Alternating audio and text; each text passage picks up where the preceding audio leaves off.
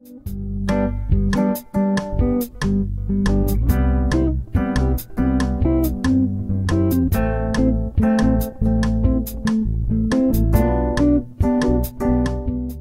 Everyone, पिछले classes में हम लोग पढ़ चुके हैं what is health, what is disease and what are the differences between being healthy and disease free.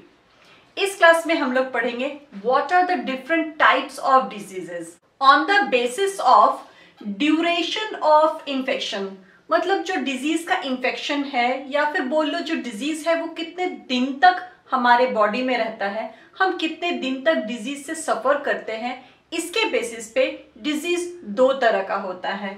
एक होता है एक्यूट डिजीज और दूसरा होता है क्रॉनिक डिजीज। जो डिजीज शॉर्ट पीरियड के लिए होता है, मतलब 2-4 दिन या फिर 1-2 वीक के लिए होता है, उसको हम एक्यूट डिजीज कहते हैं। चूंकि इस तरह का डिजीज कुछ दिन के लिए होता है, इसीलिए हम जल्दी रिकवर हो जाते हैं एंड फुल्ली रिकवर हो जाते हैं।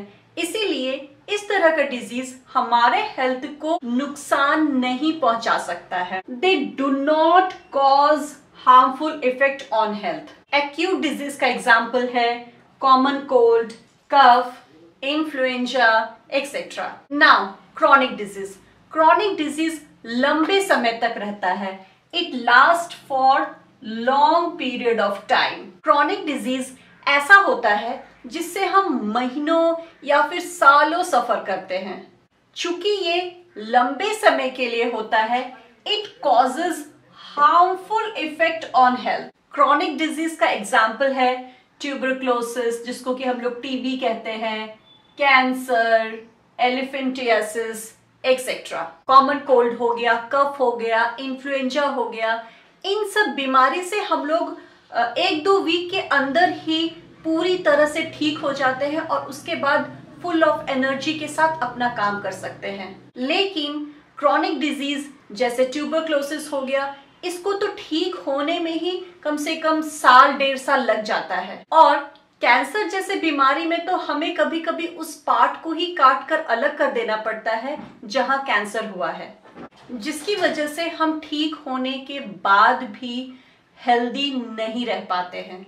एक्यूट डिजीज को शॉर्ट टर्म डिजीज भी कहते हैं एंड क्रॉनिक डिजीज को लॉन्ग टर्म डिजीज भी कहते हैं। Now on the basis of cause, मतलब डिजीज किस वजह से हो रहा है, इसके बेसिस पे डिजीज 2 तरह का होता है। पहला इन्फेक्शियस डिजीज, दूसरा नॉन इन्फेक्शियस डिजीज। वो डिजीज जो इन्फेक्शियस एजेंट माइक्रो ऑर्गेनिज्म की वजह से होता है, उनको हम इन्फेक्शियस डिजीज कहते हैं। माइक्रो ऑर्गेनिज्म मतलब bacteria, virus, fungi, protozoa etcetera. इस तरह के माइक्रो ऑर्गेनिज्म का नेचर है स्प्रेड होना। तो जैसे जैसे ये माइक्रो ऑर्गेनिज्म स्प्रेड होता है कम्युनिटी में, वैसे वैसे इससे होने वाला डिजीज भी स्प्रेड होता है। इन्फेक्शियस डिजीज स्प्रेड होता है इन्फेक्टेड पर्सन से हेल्दी पर्सन को।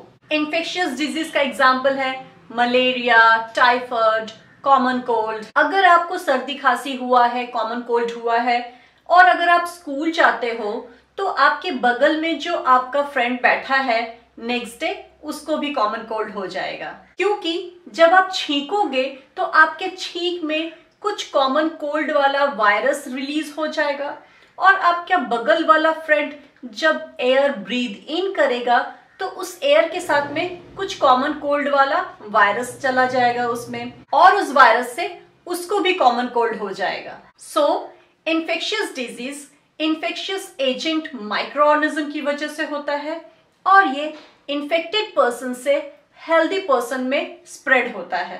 अब आते हैं नॉन इन्फेक्शियस डिजीज पे। नॉन इन्फेक्शियस डिजीज कोई भी एक्सटर्नल एजेंट की वजह से नहीं होता, कोई भी इन्फेक्शियस एजेंट की वजह से नहीं होता। ये होता है अपने ही शरीर के अंदर होने वाली कुछ गड़बड़ी की वजह से। सो इसका कॉज है इंटरनल एंड नॉन इन्फेक्शियस।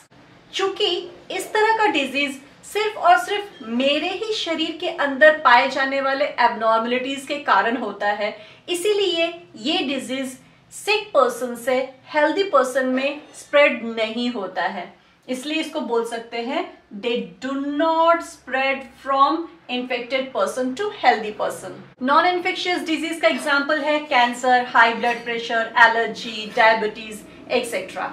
अगर मुझे हाई ब्लड प्रेशर है या फिर मुझे डायबिटीज है तो मेरे साथ रहने वाले लोगों को डायबिटीज नहीं होगा, क्योंकि मुझे डायबिटीज इसलिए है क्योंकि मेरा पैनक्रियाज ठीक से काम नहीं कर रहा और मेरे साथ जो है उसका पैनक्रियाज अच्छे से काम कर रहा है, तो उसको डायबिटीज क्यों होगा। सो नॉन इन्फेक्शियस डिजीज अपने ही शरीर के इंटरनल गड़बड़ी की वजह से होता है। ये इन्फेक्टेड पर्सन से हेल्दी पर्सन में ट्रांसफर नहीं हो पाता। अब रिवीजन कर लेते हैं।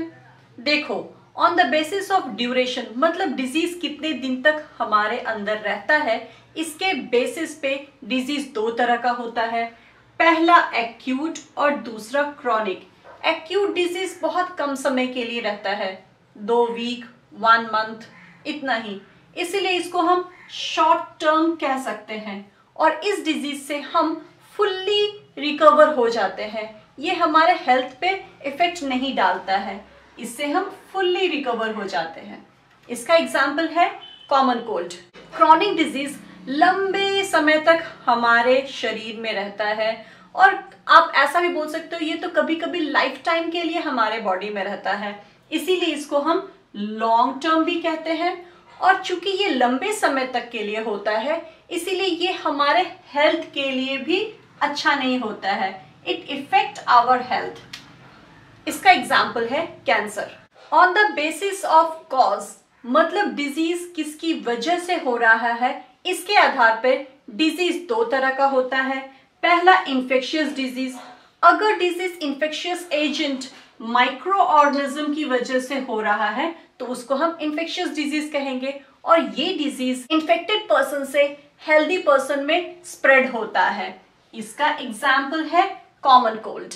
नॉन इन्फेक्शियस डिजीज किसी भी इन्फेक्शियस एजेंट माइक्रो ऑर्गेनिज्म की वजह से नहीं होता, ये हमारे ही शरीर के इंटरनल एबनॉर्मलिटीज की वजह से होता है और ये इन्फेक्टेड पर्सन से हेल्दी पर्सन में स्प्रेड नहीं होता है। इसका एग्जाम्पल है हाई प्रेशर। इस क्लास में इतना ही, मिलते हैं नेक्स्ट क्लास में।